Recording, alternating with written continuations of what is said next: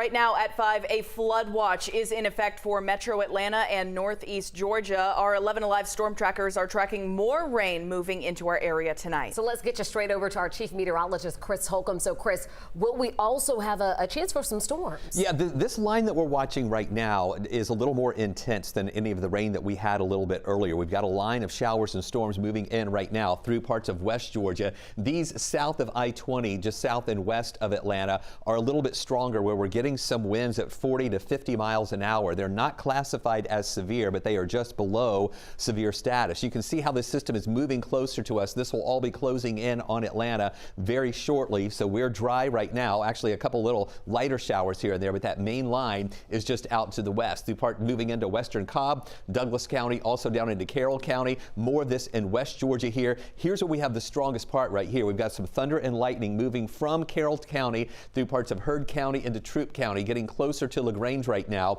and it's that line that has those winds at 40 to 50 miles an hour. North of I-20, good coverage of rain around, and maybe a little bit of thunder and lightning here and there, but those winds just aren't as strong as they are down on the south side.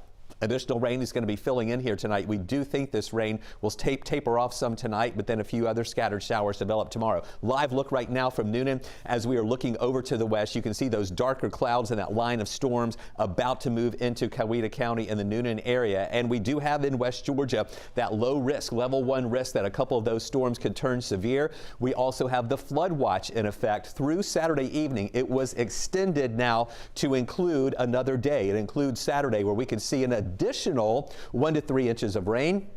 Runoff could cause some flooding in creeks, streams, and also some rivers as well. And watch those low-lying flood-prone areas for water to rise too. Now, another thing we're watching with all this rain that we've been dealing with is the health of the trees in this saturated ground. And when we get some wind gusts, those trees can come down. Tracy Amick-Pierre joins us right now in the Peachtree Battle area with some advice on what we could do to hopefully avoid that. Well, just like you said, Chris, with the ground so saturated right now and those winds picking up, trees have been falling around Metro Atlanta. Now, we just talked to some neighbors in Buckhead who had a 60-foot hickory tree crash into their power lines just a few days ago. Thankfully, it fell across the street. No one was hurt and no homes were damaged. But that isn't always the case. Insurance expert Robert Sherrill at Ironwood tells me when a tree does crash down, it doesn't matter where the tree originated. If a tree lands on a house and causes damage, that homeowner's insurance is responsible for the repairs. Now, unless the owner of the property where the tree originated had already been put on notice.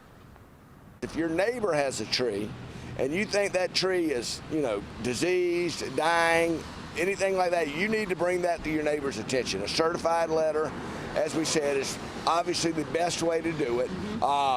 That protects you, because in that situation, if the tree falls, you put them on notice, and you're completely off the hook. Now, coming up, what you need to look out on your own trees to know if they're diseased, damaged, and more likely to fall. That's coming up at 6. Back to you, Chris. All right, Tracy, thank you so much. And while we were in your report, we just got a brand new severe thunderstorm warning that was just issued for folks in Coweta County and Heard County from this part of the storm right now that is in Heard County. It is the eastern part of Heard County about to cross the line into Coweta County. Here's a look at some of the time of arrival plots for this. It'll move into Cooksville in just a couple of minutes here at 5:05, Bohannon Crossroad at 5:20, into the East Noonan area at 5:23, and then eventually into Peachtree City at 5:42. Stay with us. We're going to keep an eye on this cell for you and let you know if we have any additional stronger storms on the way. All right, Chris.